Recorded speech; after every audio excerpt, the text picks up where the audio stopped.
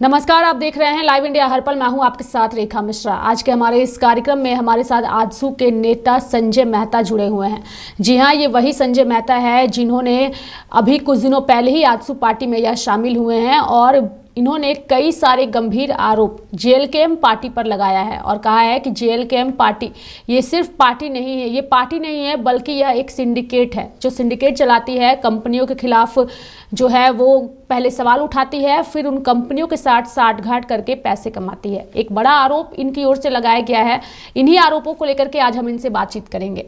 संजय जी, सबसे पहले तो स्वागत है आपका हमारे इस कार्यक्रम में। हमारा सवाल यही है कि आजसू पार्टी में शामिल होते ही आपने जेएलकेएम पार्टी यानी कि जयराम की पार्टी पर बड़ा आरोप लगाया है। क्या इस आरोप के आधार हैं और आपने इतना बड़ा हमला बोला है? संजय जी।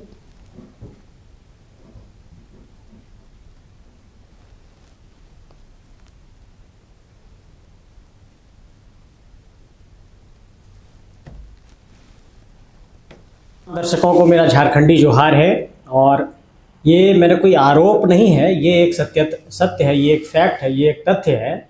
और मैंने ये कहा था कि अगर इन विषयों की कोई इंक्वायरी हो जाए, इसकी कोई जांच कर ली जाए तो सत्यता की पुष्टि हो जाएगी। और आज मैं एक एडिशन भी कर देता हूँ कि जब टिकट देने की बारी आई थी तमाम प्रत्याशियों को, तो कई सीटों पर ऐसे प्रत्याशी रहे जो टिकट को एक तरीके से आप कह सकते हैं कि उसको भी मोनेटाइज कर दिया गया। मतलब सीधे शब्दों में कह सकते हैं कि टिकट भी उस संगठन के बेच दिए गए और संगठन के समर्पित कार्यकर्ताओं को वहां पर नहीं मिला। तो ये सब मेरा कोई आरोप नहीं है, ये एक सत्य है, ये एक फैक्ट है। इसकी जब जांच हो जाएगी तो बहुत कुछ सामने पता चलेगा। और बहुत लोग नहीं बोल रहे हैं, मैं भी बहुत दिनों तक चुप था। मुझे लगा था कि इन विषयों पर बहुत ज़्यादा बात करने से बेहतर है कि अपने विचारों पर बात की जाए। लेकिन मैंने देखा कि लोग बिना किसी आधार के मेरे ऊपर भी बहुत तरह के आरोप लगा रहे हैं, मुझे भी डिफेम करने की कोशिश कर रहे हैं। तो मुझे भी सत्य से लोगों को रूबरू कराना बेहद ज़रूरी है। और आज आपके कैमरे के सामने मैं झारखंडी जनमानस से साफ तौर पर एक माफ़ी मांगना चाहता हूँ। माफ़ी ये मांगना चाहता हूँ कि हमसे एक गुस्ताखी हुई, हमसे एक गलती हुई कि हमने एक गलत व्यक्ति को साथ दिया अपने जीवन में, जिससे झारखंड के नौजवानों को एक बहुत बड़ा नुकसान हुआ। वो डिरेल हुए, वहाँ के युवा डिरेल हुए। झारखंड के नौजवान एक तरीके से कह सकते हैं कि केस मुकदमे में फंसते चले गए। बहुत लोगों पर एफआईआर हुआ और एक व्यक्ति की व्यक्तिगत महत्वाकांक्षा इतने ऊपर तक चली गई कि वो पूरे तरीके से अराजकतावादी सोच में तब्दील हो गया। अनारकिस्ट की तौर पर वो बिहेव करने लगे। और मैं हर बार कहता हूं कि लोकतंत्र में अराजक तत्वों की कोई स्वीकार्यता नहीं है। इतनी अराजकता कहीं भी बर्दाश्त नहीं की जा सकती है। लोकतंत्र मूल्यों और सिद्धांतों से चलता है, लोकतंत्र नीतियों से चलता है, लोकतंत्र पॉलिसी से चलता है। और किसी भी सरकार को, समाज को, राजनीति को चलाने के लिए लगाया है और अपनी गलती स्वीकार की है। चूंकि आपने अपने राजनीतिक करियर की शुरुआत जयराम महतो के साथ ही किया है। और आखिर क्या जो आपने टिकट की बात की कि टिकट के बंटवारे को लेकर किस तरीके का तालमेल रहा है, क्या ये सारी वजहों की वजह से आपने पार्टी का साथ छोड़ा? चूंकि लोकसभा चुनाव के तुरंत बाद आपने पार्टी का साथ छोड़ दिया था। पार्टी का साथ छोड़ने की वजह क्या रही थी संजय जी?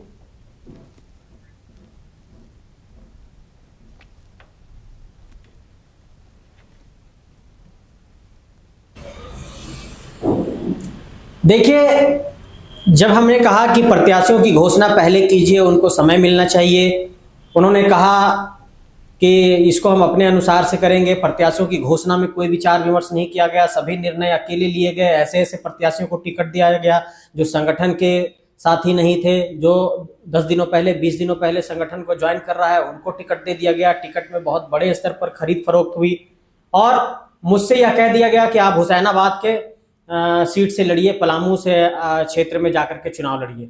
मैं हुसैनाबाद सीट में जाकर के क्यों चुनाव लड़ता? और कई जगहों पर पूरे तरीके से संगठन की गतिविधियों से मुझे किनारे लगा दिया गया कि आप संगठन की गतिविधियों में मत आइए। कई जगहों पर यह कह दिया गया कि आप फलाने मंच पर मत आइए।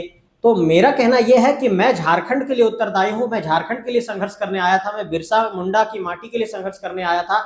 मैं शेख भिखारी की माटी के लिए संघर्ष करने आया था। मैं नीलांबर पीतांबर की माटी के लिए संघर्ष करने आया था। मैं विनोद बाबू की माटी के लिए संघर्ष करने आया था।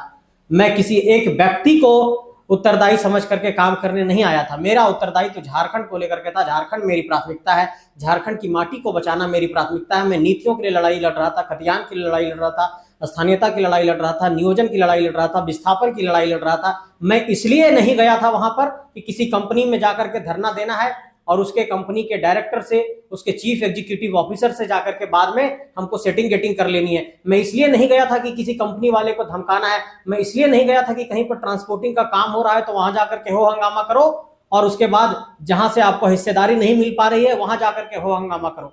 इन सब चीजों के लिए मैं नहीं गया था। संजय मेहता एक बहुत साधारण घर से आता है, आज भी उसकी मां खेती बाड़ी करती है। तो इस बात को समझने की जरूरत है कि जो दर्द, जो पीड़ा झारखंडियों के अंदर है, उस पीड़ा का प्रतिनिधित्व करने के लिए, उसको नेतृत्व देने के लिए मैं गया था। लेकिन ये पूरे तरीके से इस तरीके के सिंडिकेट में तब्दील हो गया। अगर मैं नहीं बोलूंगा तो झारखंड की जनता नहीं जान पाएगी और लोग मुझे लगातार ट्रोल करते रहेंगे, मुझे बोलते रहेंगे। लेकिन मैं देखता हूं कि जनता मेरे ऊपर लगातार हमला करती है, साइबर बुलिंग की जाती है, लगातार चुनाव के दौरान मेरे ऊपर हमले कराए गए, चुनाव के दौरान मेरे गाड़ी को रोका गया, जेल के कार्यकर्ताओं के द्वारा चुनाव के दौरान मेरे गाड़ियों को तोड़ दिया गया, मेरे प्रचार वाहन तोड़ दिए गए, मुझे रात में परेशान किया गया। कुजी और मांडू थाना की पुलिस ने मुझे वहां से छुड़ाया, मांडू विधानसभा क्षेत्र से। मैंने कभी कुछ नहीं कहा, सिर्फ इसलिए कि ये आंदोलन में, इसके आंदोलन को जन्म देने में, इस आंदोलन को सींचने में मेरी भी भूमिका थी। लेकिन जब पानी सर से ऊपर जा रहा है, लोग बिना मतलब के आरोप लगाए जा रहे हैं, तो ये मेरी भी जिम्मेवारी बनती है कि मैं सारा सच झारखंड की जनता के समक्ष रखूं। और ये पूरा एक सिंडिकेट में तब्दील हो गया है, पैसे उगाही का एक संगठन है। और ये संगठन साफ तौर पर झारखंड के वैसे उद्योगपतियों को, जो उनको पैसे नहीं दे रहे हैं, उनको आपने एक तरीके से लाइव इंडिया के कैमरे पर आपने बड़ा खुलासा किया है। लेकिन आपसे ये जानने की जी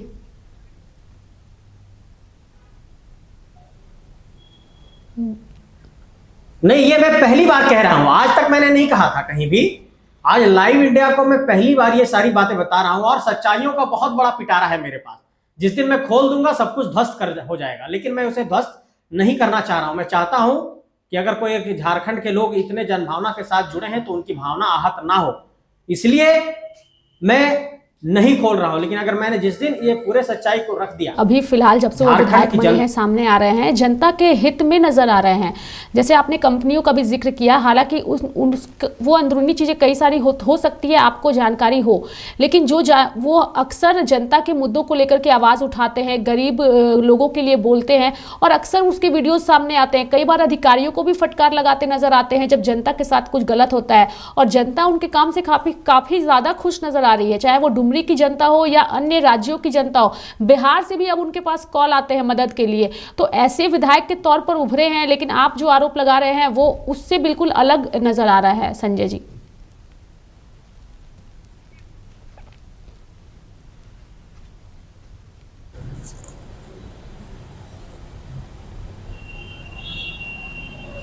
नहीं, जनता उसका मूल्यांकन करेगी। और आजकल तो ब्रांडिंग का जमाना है, रील्स का जमाना है, कई सारी चीजें स्पॉन्सर्ड होती है, प्रायोजित होती है, बहुत सारी चीजों को कराया जाता है।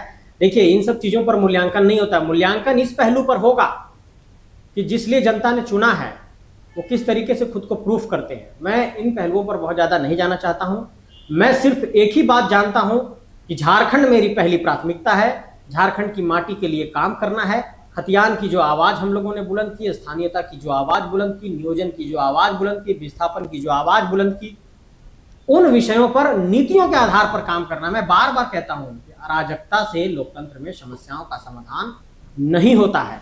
और सिर्फ इस बुनियाद पर कि आप लोगों की भावनाओं से खेल करके अपना रोटी सेकते रहेंगे तो नहीं चलेगा। आज संजय मेहता गलत हो सकता है, ठीक है, संजय मेहता झूठ बोल रहा है, संजय मेहता के बातों में कोई दम नहीं है, संजय मेहता की बातों में कोई आधार नहीं है। लेकिन और जो तमाम साथी उस संगठन से निकले हैं तो वो क्यों लगातार छोड़ते जा रहे हैं? कभी दीपक जी छोड़ते हैं, कभी रिजवान जी छोड़ते हैं, कभी कोई और छोड़ता है। लगातार लंबी फहरिस्त है, आने वाले वक्त में और कई लोग छोड़ेंगे। वो क्यों लगातार छोड़ते जा रहे हैं? आज कभी महिलाओं का विवाद सामने आ जाता है। और मेरी बात छोड़िए, जिस महिला ने इस्तीफा दिया, जिस महिला ने जिस तरीके का आरोप लगाया, उस महिला ने भी तो साफ तौर पर यही बात कहा कि मैं धरना दे रही थी तो मुझे यह कहा गया कि आप धरना से उठ जाइए, कंपनी वालों से मेरी बात हो गई। इसका क्या मतलब है? जब जनता की डिमांड पूरी नहीं हुई है और धरना स्थल पर बैठे हुए लोगों को आप उठने के लिए कह रहे हैं और जनता की डिमांड पूरी नहीं हुई है, तो कंपनी से ऐसी क्या बात हो गई कि धरना स्थल से आप लोगों को उठने के लिए कह रहे हैं और उसके बाद उस हमारी महिला दीदी को ब्लैकमेल किया जाता है? तो यही महिलाओं का सम्मान है। जी, अब आपसे एक सवाल ये रहेगा, चूंकि विधानसभा चुनाव में आपने भी जो है वो चुनाव लड़ा और अपनी पार्टी आपने बनाई और अब आप आजसू में शामिल हो गए हैं। आपने एक ऐसी पार्टी को चुना है, चूंकि आप बार बार कह रहे हैं कि झारखंड में बदलाव और झारखंडियों का विकास आपका मुख्य एजेंडा है, लेकिन आपने एक ऐसी पार्टी का चयन किया है जिसकी करारी हार हुई है विधानसभा चुनाव में। उस हार के लिए आप किससे जिम्मेदार ठहराते हैं? अगर आजसू पार्टी की हार हुई है तो उस हार का मुख्य कारण क्या रहा है आपकी नज़र में, संजय जी?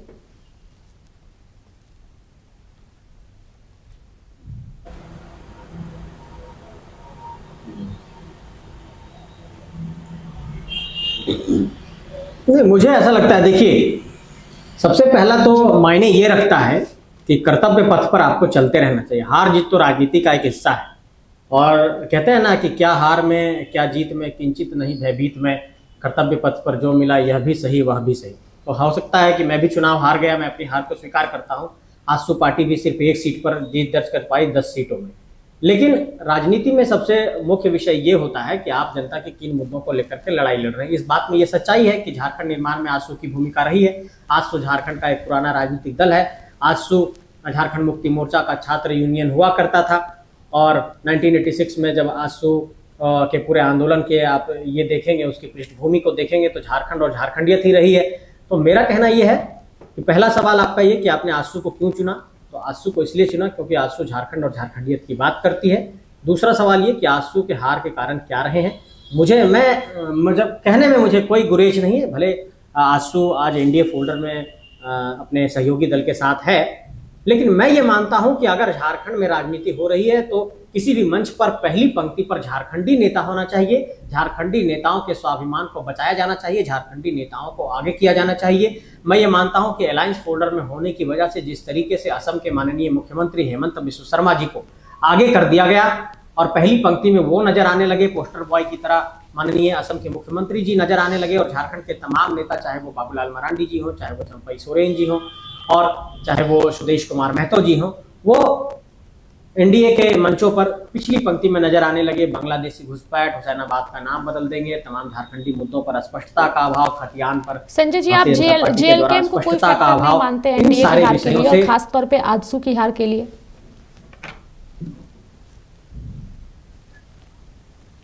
मेरा यही जवाब है जी।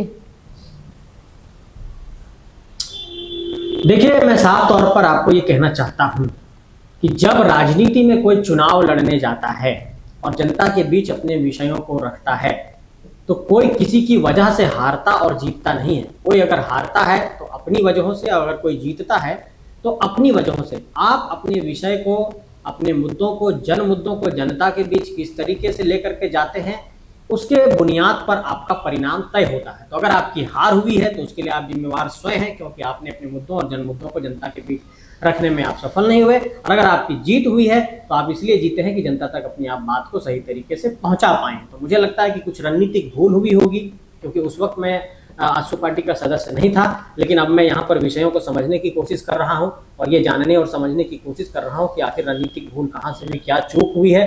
और मैं शुक्रगुजार हूँ, शुक्रिया अदा करना चाहता हूँ पार्टी के हमारे नेता माननीय सुदेश कुमार महतो जी का, कि उन्होंने पूरी स्वतंत्रता दी है विषयों को समझने की, जानने की, उसको एग्जीक्यूट करने की, काम करने की। और आजसू पार्टी में आपको बहुत जल्द कुछ बड़े परिवर्तन दिखाई देंगे। आपको कुछ बड़ा आमूलचूल परिवर्तन दिखाई देगा, रणनीतिक बदलाव दिखाई देगा। सड़क से सदन तक लोग लड़ते हुए दिखाई देंगे। आजसू सड़कों तक आपको संघर्ष करता हुआ दिखाई देगा। और झारखंड के वो तो तमाम मुद्दे हो, चाहे वो पेशा हो, चाहे वो स्थानीयता हो, चाहे वो नियोजन हो, चाहे वो खतियान हो। चलिए, एक आखिरी सवाल आपसे रहेगा, चूंकि इसलिए ये सवाल आपसे रहेगा चूंकि अब आप आजसू के साथ हैं और आजसू की विचारों के साथ आपकी सोच काफी ज्यादा मेल खा रही है और यही वजह है कि आपने पार्टी को चुना भी। लेकिन एक आखिरी सवाल रहेगा कि लोकसभा चुनाव के दौरान जब आप जयराम महतो के साथ आपने चुनाव लड़ा था निर्दलीय सिंबल पे था, लेकिन पार्टी आपकी उस वक्त सिंबल नहीं मिला था, लेकिन आप उसके साथ थे। उस वक्त आपको 1 लाख से अधिक वोट मिले थे हजारीबाग से, लेकिन इस बार जब आप चुनाव लड़े तो अपनी जमानत भी आप नहीं बचा पाए। तो क्या लगता है, क्या वजह से जनता ने आपको नकार दिया? क्योंकि उस वक्त जनता का भरपूर प्यार आपको हजारीबाग से मिला था संजय जी।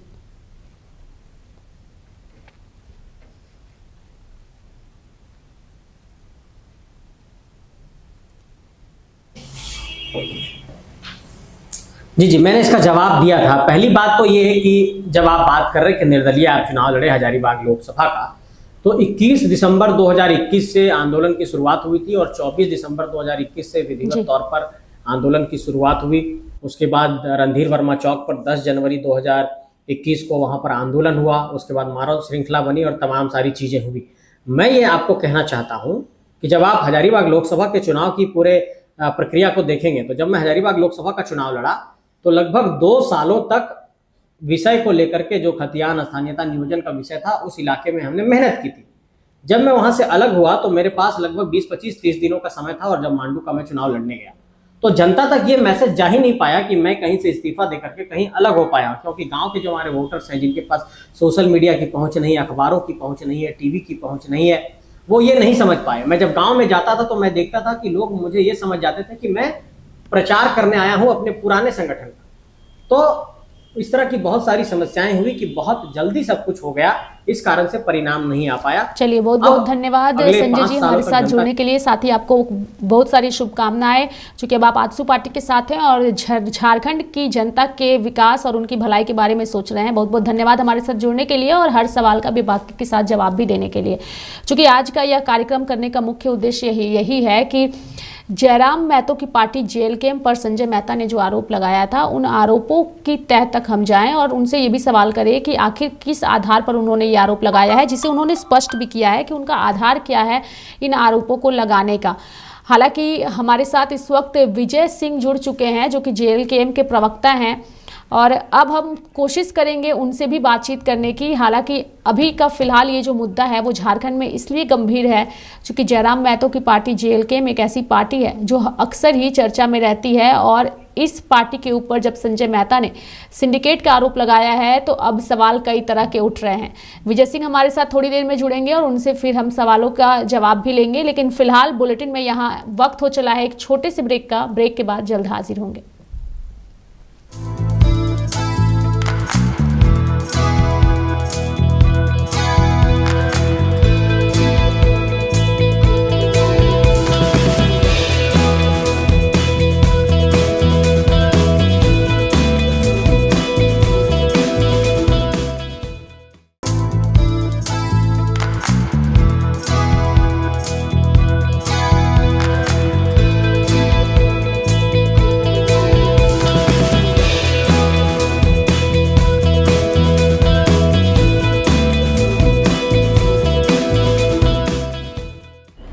झारखंड निर्माण के 24 साल हुए पूरे।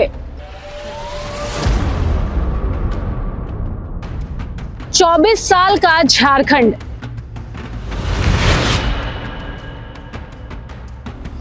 इन 24 सालों में कई सरकारें आई और कई सरकारें गई, लेकिन क्या बदली झारखंड की तस्वीर?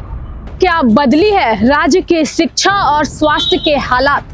झारखंड की हर बदहाली और समस्या से अब हम कराएंगे आपको रूबरू। लाइव इंडिया पर आप देखिएगा राज्य की शिक्षा, स्वास्थ्य और बदहाली की हर वो तस्वीर।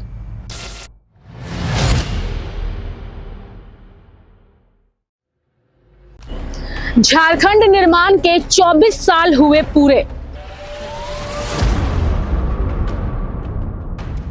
24 साल का झारखंड।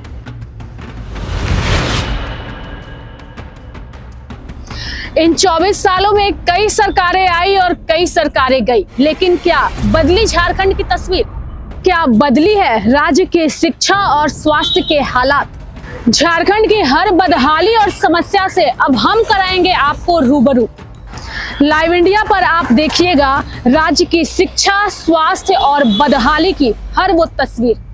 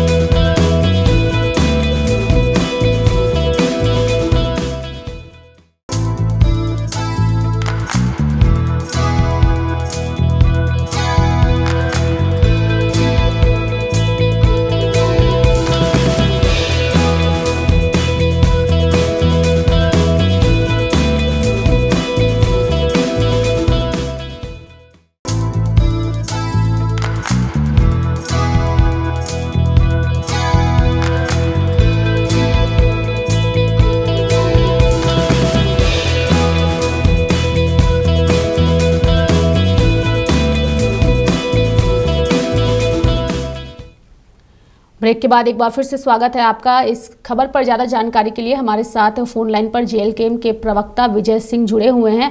चूँकि संजय मेहता से हमने बातचीत की, कई सारे सवाल भी उनसे लिए और उन सवालों का उन्होंने जवाब भी दिया और कई आरोप भी उन्होंने लगाए और कहा कि पहली बार लाइव इंडिया के चैनल पर हम कई सारी चीज़ों को रख रहे हैं। हालांकि कई सारी चीज़ें और है जो हम आने वाले दिनों में खुलकर रखेंगे, लेकिन उन्होंने कहा कि जो महिला रजनी रवानी है उन्होंने उसका जिक्र किया और ये भी कहा कि रजनी रवानी ने भी जो आरोप लगाए हैं वो बिल्कुल वही आरोप है जो मैं पहले भी लगा चुका हूं। चूंकि उन्होंने स्पष्ट किया कि रजनी रवानी ने बताया कि कैसे जब वो कंपनी के गेट के बाहर धरना दे रही थी तो उनसे कहा गया कि अब धरना खत्म करिए।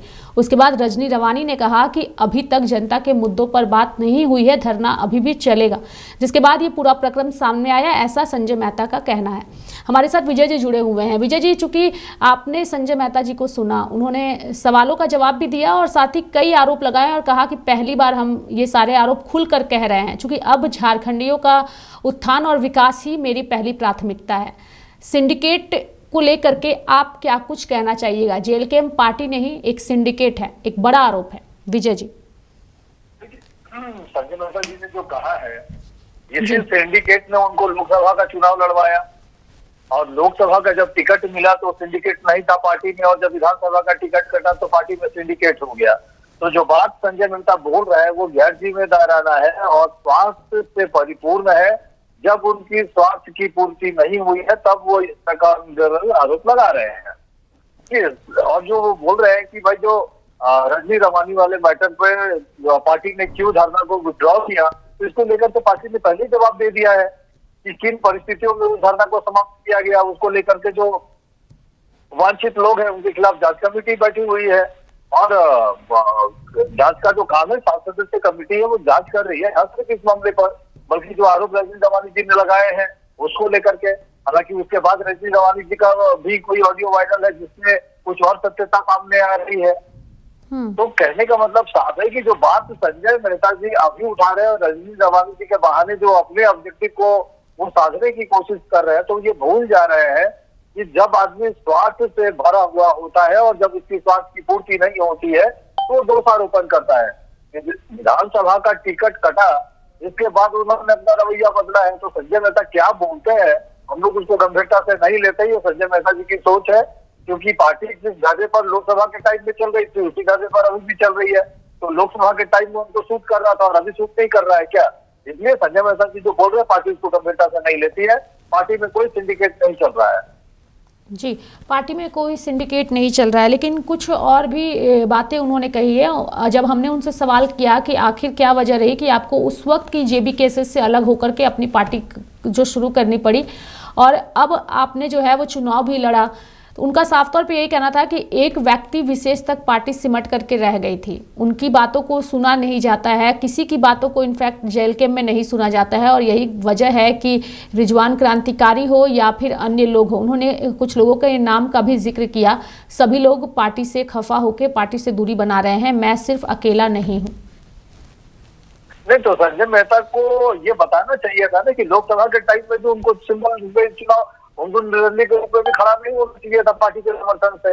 वो हजारीबाग लोकसभा का चुनाव लड़े, पार्टी के घोषित उम्मीदवार थे। उस वक्त पार्टी रजिस्टर्ड नहीं थी, लेकिन कार्यकर्ताओं का समर्थन था, समिति का समर्थन था, जयराम महतो जी का समर्थन था। तो उस वक्त सब कुछ ठीक था।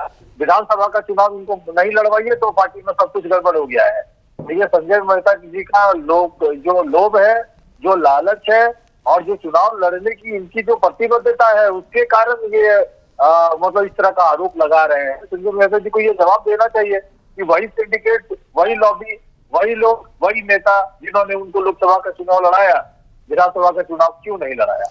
विजय जी, उनका ये भी कहना है कि ये भी कहना है कि लोकसभा के दौरान उन्होंने निर्दलीय के तौर पे चुनाव लड़ा था और उन्हें जो वोट आए थे निर्दलीय के तौर पे चुनाव लड़ा। नहीं, ये सुनिए, ये बात ये गलत बोल रहे हैं संजय मेहता। निर्दलीय के तौर पे चुनाव लड़े, क्या पहचान थी उनकी? और संजय मेहता जब अभी दोबारा जो विधानसभा का चुनाव लड़े हैं अभी भी वो अपने पहचान पे चुनाव लड़े थे, तो क्या अंतर है दोनों में? उस वक्त जयराम महतो जी का बैकिंग था, जेबी केसेस का बैकिंग था, सभी नेताओं का बैकअप था, तब जाकर के उनको 1,57,000 वोट मिला। अभी जब वो अपने दम पे चुनाव लड़े तो उनकी औकात 800 वोट की है। तो संजय मेहता क्या बोलेंगे? जी, और इस लच्छेदार भाषा के ये लिए सवाल जाने हमने जाते हैं। उनसे किया विजय जी, तो उनका यही जवाब था कि उस वक्त उनके पास वक्त था लोकसभा चुनाव के दौरान। विधानसभा चुनाव लड़ने से पहले 15 दिन पहले उन्होंने घोषणा की थी। रेखा जी वो फालतू बात कर रहे हैं, वो शब्दों के जाल में लोगों को उलझा रहे हैं। अभी मैं पोल खोल देता हूँ, वो ज्यादा मेरा मुंह नहीं खुलवाए, मैं कहना नहीं चाहूंगा। वो कल तक हम लोग के साथ संपर्क कर रहे थे, मत खुलवाइए उन सब बातों को, वो बहुत दूसरे ढंग की बातें हो जाएगी, वो संजय मेहता का चेहरा पे नकाब हो जाएगा। इसलिए मैं ये कहने की कोशिश कर रहा हूँ, वो तो हार के गए हैं वहां पर आज सुबह, वो तो दोबारा वापसी का प्रयास कर रहे थे। बहुत सारे लोगों को बात करवाने की बात हो रही थी, वो लोगों को संपर्क कर रहे थे बात करने के लिए, हम लोग नोटिस नहीं कर रहे थे, वो चले गए आईसीयू में। वो तो लाख प्रयास कर रहे थे, उनको तो अपना औकात पता चल गया ना कि कहाँ 1,57,000 कहाँ 800 बहुत, तो दोबारा वो वापसी करना चाह रहे थे। अब क्या वो दोबारा आईसीयू को हजारीबाग का चुनाव लड़वाने जा रही है क्या? संजय मेहता को हजारीबाग लोकसभा लड़वाएगी क्या, या कौन सा विधानसभा का चुनाव है जो लड़वाएगी? तो ये कुछ नहीं, ये टाइम पास कर रहे हैं, अपने आप को दिलासा दे रहे हैं। राजनीति में इनका जो चालाकी था वो खत्म हो चुका है। संजय मेहता एक ऐसा नाम है जो हर वक्त चालाकी करने के लिए जाने जाते हैं, और इनके अगल बगल के लोग जो इनके साथ काम करते हैं उनको भी पता है कि संजय मेहता किस चीज का नाम है।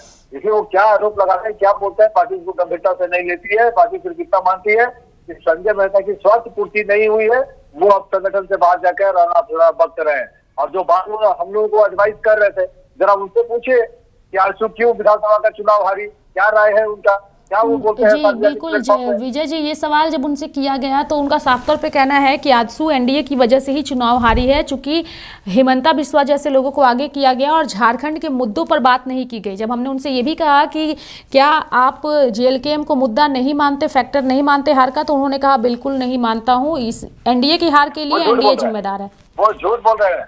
संजय मेहता के कारण अब भारतीय जनता पार्टी और आजसू में झगड़ा होगा। संजय मेहता की चालाकी के कारण आजसू और बीजेपी में झगड़ा होगा। ये राजनीतिक अपरिपक्वता है। जयराम महतो और हेमंत सोरेन की मैया सम्मान योजना के कारण भारतीय जनता पार्टी और आजसू की हार हुई है, ये बात मानना पड़ेगा। मैया सम्मान योजना के कारण बीजेपी की हार हुई है और आजसू की हार हुई है टाइगर जयराम महतो जी के कारण। उनके अंदर राजनीतिक समझ नहीं है, बड़े अफसोस के साथ कहना पड़ता है। वो अच्छे वक्ता हो सकते हैं मगर राजनीतिक समझदारी नहीं है। अगर उनके अंदर राजनीतिक समझदारी अगर होती तो संगठन में बनने जाते और टाइगर जयराम महतो जी का एहसान मानते। कल तक वो संगठन में लौटने का प्रयास कर रहे थे, अब जब अंगूर नहीं मिले तो खट्टे हैं। तो संजय मेहता क्या बोलता है इस बात को पार्टी गंभीरता से नहीं लेती है। पार्टी एक ऐसा चालाक चतुर व्यक्ति के रूप में संजय मेहता को जानती है कि जहां उनका स्वार्थ पूर्ति नहीं होगा वो वहीं पे रफू चक्कर हो जाएंगे। अब मैं क्लियर उनसे जानना चाहता हूँ कि हेमंता बिस्वा जो बात संजय मेहता बोल रहे हैं, क्या सुरेश महतो उस बात से इत्तेफाक रखते हैं? क्या भारतीय जनता पार्टी की हार हेमंता बिस्वा शर्मा के कारण हुई है? क्या संजय मेहता जी के कारण अब बीजेपी और आजसू का झगड़ा होगा? ये व्यक्ति कहीं भी फिट नहीं है, ये जहां कहीं भी रहेंगे इसी तरह का राजनीतिक उपद्रव करेंगे अपने स्वार्थ के कारण। अच्छा बोलने का मतलब ये नहीं होता है कि उनकी राजनीतिक समझदारी भी अच्छी है। अगर राजनीतिक समझदारी होती तो 1,57,000 से गिर के 800 वोट तक नहीं आते। चलिए, एक सवाल आपसे ये रहेगा, चूंकि उन्होंने कहा कि अब मैं अपना मुंह खोल चुका हूं और अब हर एक प्लेटफॉर्म से अपना मुंह खोलूंगा जेएलकेएम को लेकर के, यानी कि पार्टी के ऊपर। वो तो बोल रहे हैं, वो तो बोल रहे हैं, वो तो आज जब से वो पार्टी छोड़ रहे हैं, जब इस्तीफा दिया है तब से वो बोल रहे हैं। कल वो आजसू के प्लेटफॉर्म से बोल रहे थे परसों, और कल फिर वो रांची में प्रेस कॉन्फ्रेंस में बोल रहे थे। तो कहाँ वो रहेंगे? जरा वो ये समझा देना कि आजसू के टिकट में वो कौन सा लोकसभा और कौन सा विधानसभा लड़ने जा रहे हैं। सिर्फ इतना हमको वो जवाब देते हैं। आजसू उनको कहां से लड़वाने जा रही है, और जब उनको टिकट नहीं मिलेगा क्या ये भारतीय जनता पार्टी में भागेंगे क्या?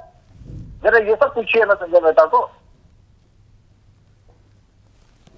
आगे आने वाले दिनों में संजय मेहता के इसी तरीके के आरोपों से जेएलकेएम को कितना नुकसान हो सकता है आने वाले कोई फर्क नहीं पड़ने जा रहा है। संजय मेहता के बारे में संजय मेहता कुछ भी बोले कोई फर्क नहीं पड़ने जा रहा है। आप ही के चैनल पे उनका कार्यक्रम चलेगा तो नीचे कमेंट आप भी लिखा के पढ़ लीजिएगा जरा पब्लिक कमेंट, संजय मेहता के बारे में जनता क्या सोचती है। हमको कहने की जरूरत नहीं है। मैं सीधा सीधी एक बात जानता हूँ कि संजय मेहता टाइगर जयराम महतो जी को अपने मन के मुताबिक सोच रहे हैं कि एक संगठन लोकप्रिय नेता जैसा मैं चाहता हूँ वैसा वो मेरे लिए करे, तो अपने कार्यकर्ताओं को नाराज करके फिर संजय मेहता को लेकर के पार्टी करने की हिमायती नहीं थी। यही कारण था कि उनको साइडलाइन किया गया, उनको विधानसभा का टिकट काटा गया। वो मांग रहे थे मांडू, मांग रहे थे रामगढ़, मांग रहे थे बड़कागांव। जरा यही 3 टिकट मांग करके देखे वो आजसू पार्टी से, देखेंगे कि आजसू उनको कहां से चुनाव लड़वाती है। विजय जी, उनका ये भी कहना था कि जिस वक्त वो विधानसभा का चुनाव मांडू से लड़ रहे थे उस वक्त उनके काफिले पर, उनकी गाड़ियों में तोड़फोड़ की गई जेएलके नेताओं की ओर से। सोशल मीडिया पर अपशब्द कहा जाता है, ये सारे आरोप लग रहे हैं।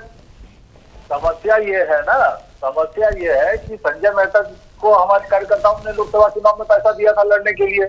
अब वो कार्यकर्ता अपना पैसा मांग रहे हैं उनसे, तो परेशानी उनको हो रही है। अगर आप पाला बदलेंगे राजनीतिक स्वार्थ के कारण, अगर आप नौटंकी करेंगे और टाइगर जयराम महतो के खिलाफ, संगठन के खिलाफ जाकर के अगर आप बात करेंगे और लोगों से पैसा उगाही करेंगे, उनसे पूछे कि जो स्कॉर्पियो है वो कहाँ से आया है। तो जब आप धन उगाही करेंगे संगठन के नाम पे, टाइगर जयराम महतो जी के नाम पे, तो कार्यकर्ता तो सवाल पूछेंगे, कार्यकर्ता आपसे हिसाब मांगेंगे। और इस बात को लेकर के अगर उनको बुरा लगता है तो ये राजनीति है, उनको सोच के चलना चाहिए इन सब चीजों पर। अगर आप अपनी राजनीतिक प्रतिबद्धता अगर घड़ी घड़ी आप बदलेंगे, आप आम आदमी पार्टी से लेके, आप निर्दलीय से लेके फिर जेबीके से, फिर एक अपना संगठन बना के वापिस अभी आप आईचू में गए झारखंड में। हमको लग रहा है कि सबसे बड़ा जो दलबदलू का नाम है वो संजय मेहता है, और संजय मेहता से बड़ा दलबदलू हमको नहीं लग रहा है कि झारखंड के आने वाले समय में कोई नेता या कोई कार्यकर्ता ऐसा होने जा रहा है। वो अपनी राजनीतिक जो साख है वो बनाए नहीं रख पाएंगे। उनके अंदर का जो लालच है, उनके अंदर की जो मतलब जो आपद आती है, जो तेजी है, जो व्यग्रता है कि हमको सब कुछ आज ही पा लेना है। संजय मेहता का उम्र अभी कुछ भी नहीं है, उनको सब कुछ अभी चाहिए। ये जो जल्दीबाजी है उनको राजनीति में कहीं का नहीं छोड़ेगा। जरा समझा दीजिएगा संजय मेहता जी को। चलिए, बहुत बहुत धन्यवाद विजय जी हमारे साथ जुड़ने के लिए और तमाम जानकारियां देने के लिए। जी, तो विजय जी थे हमारे साथ। कुछ सवाल थे जिसका जवाब हमने विजय जी से भी लिया, संजय मेहता जी से भी लिया। हालांकि दोनों ही नेताओं ने बेबाकी के साथ अपनी राय रखी है। हालांकि असल फैसला जो है वो जनता ही करती है, और जनता ने विधानसभा चुनाव में जेएलकेएम को 1 सीट दे करके जयराम महतो को विधायक के तौर पर चुना है। और फिलहाल जयराम महतो झारखंड की राजनीति में एक्टिव तो हैं, लेकिन विवादों में भी घिरे हुए हैं। देखने वाली बात होगी कि आने वाले दिनों में संजय मेहता की ओर से और कितने आरोप जेएलकेएम पर लगाए जाते हैं और जेएलकेएम उन आरोपों को किस तरीके से खंडित करती है। मेरे साथ फिलहाल अभी के लिए इस खबर में इतना ही। आप देखते रहिए लाइव इंडिया हर पल। नमस्कार।